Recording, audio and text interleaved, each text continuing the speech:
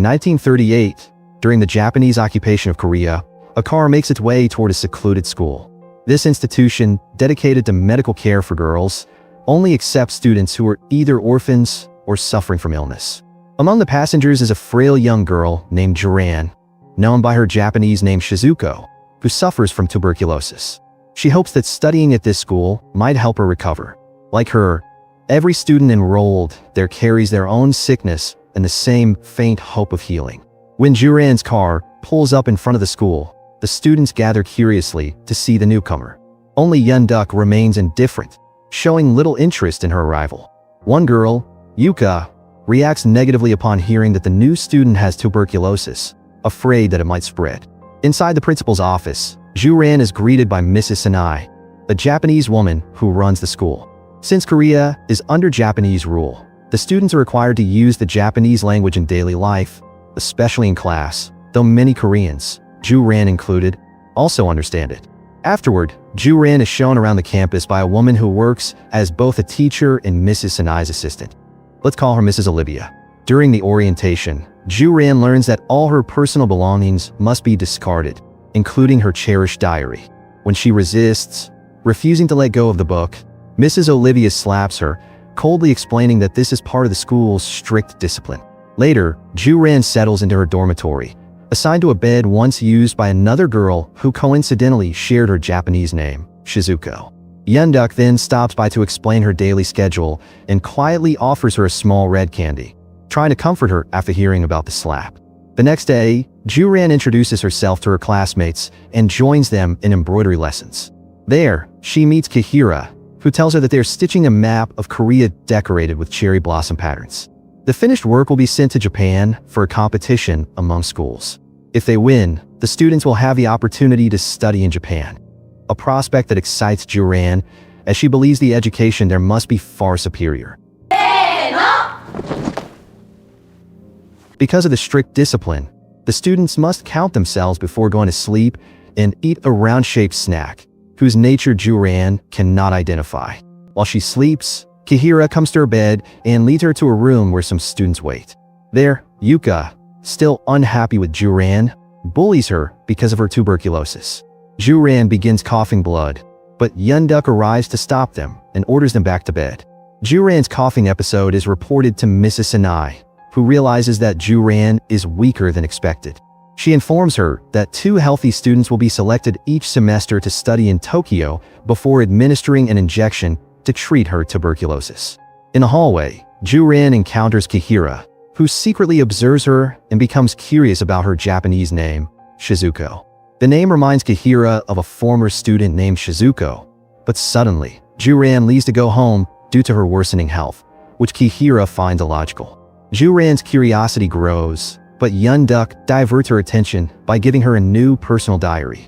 They go to a storage room, where Yunduk reveals it is a secret place filled with old items, including vintage music players. Yunduk gives Juran the diary, which belonged to the previous Shizuko, before they become closer friends. During physical education with Mr. Kenji as their teacher, most students perform well in jumping exercises, but Shizuko struggles to run and cannot jump at all, drawing laughter from others. At lunch break, Mrs. Sanai reminds them to take the daily medication provided by the school to strengthen their health, instructing them to continue following the regimen before allowing them to eat. During lunch, Juran asks Kihira about the former Shizuko, but this annoys Kihira and she attacks Juran. Fortunately, Yunduk intervenes, and suddenly Kihira convulses, as if about to turn into a zombie. After calming down, Kihira approaches Juran peacefully, pretending nothing happened. She admits she does not remember the earlier incident, which surprises Juran. Later, Juran and Yunduk go to the school rooftop. Juran asks about the area beyond the school, and Yunduk tells her that no one is allowed there, but she has heard that the sea is nearby. Juran becomes curious, confessing she has never seen the sea, and asks whether Tokyo is a beautiful place. Yunduk secretly takes her out of the school through the forest to show her the outside world.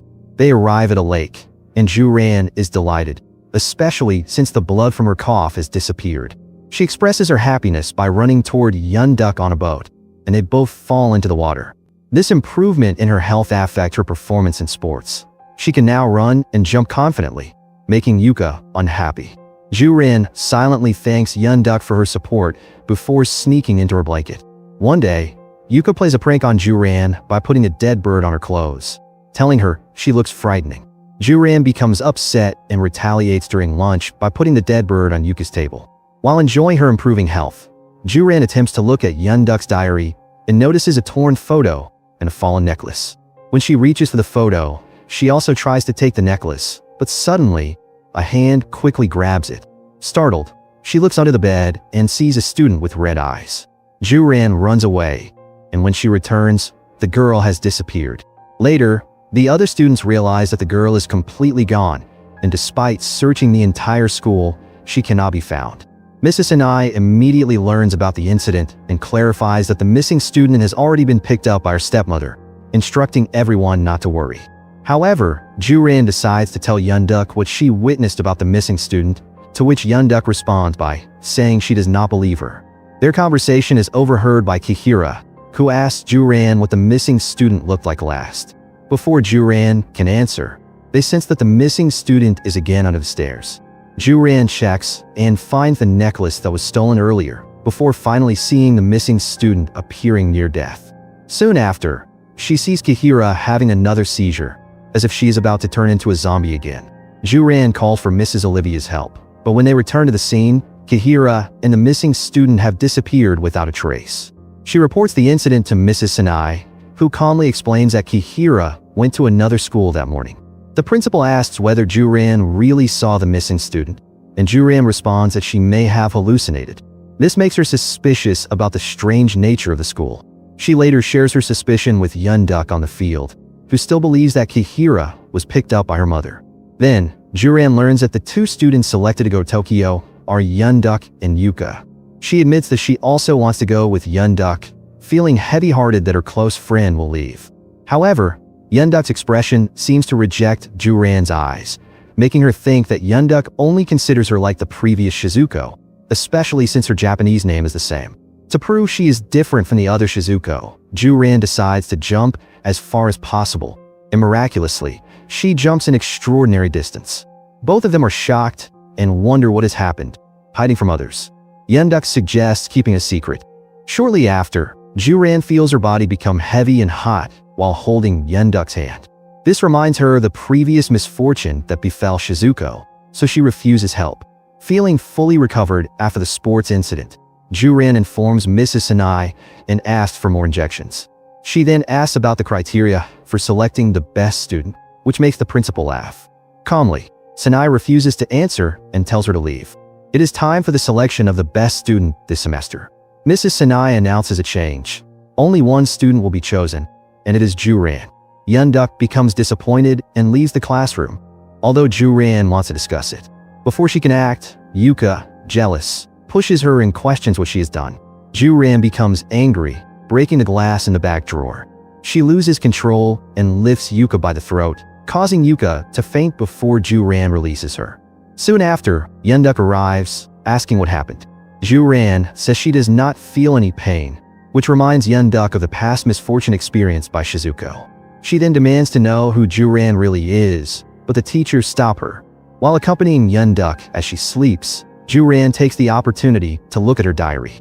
In it, she finds many names of Shizuko and a drawing of a box in the storage room she had seen before. She decides to investigate and discovers another torn photo, which turns out to be of Shizuko.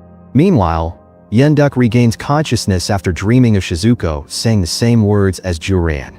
She feels no pain after accidentally touching broken glass. Yun-duk visits the storage room to inform Ju-ran of Shizuko's past, which traumatized her. At that time, Shizuko complained of feeling heavy and hot and asked Yun-duk for help, but Yun-duk refused out of fear.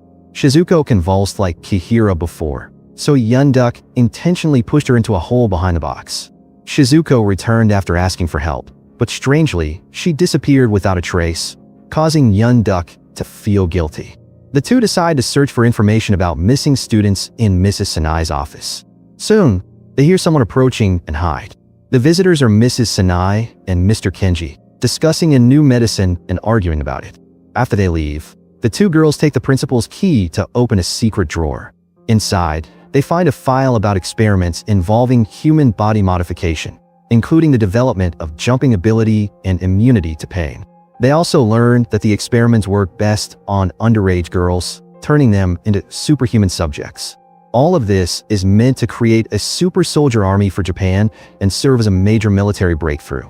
Shocked by the school's true purpose, Juran accidentally turns on an old projector. The video reveals that the students were only test subjects to see who could endure the side effects of the school's super medicine. This process begins with recruiting sick orphans, having them consume the spherical medicine, and monitoring them through exercise. That is why Juran becomes the top candidate, as she shows signs of superhuman abilities from the experiments.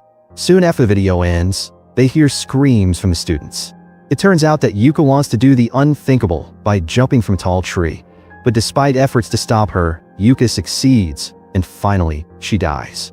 The students are told to return to the dormitory, but Mrs. Olivia realizes that Juran and Yunduk have disappeared. Mrs. Sanai slaps Mrs. Olivia before informing her that Mr. Kenji is pursuing the two girls. After running, Yunduk notices that they are approaching a village.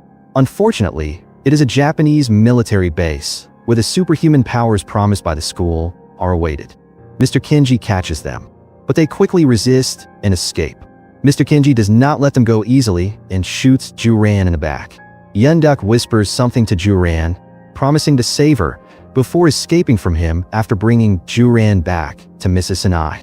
She protests to Mr. Kenji because he shot her.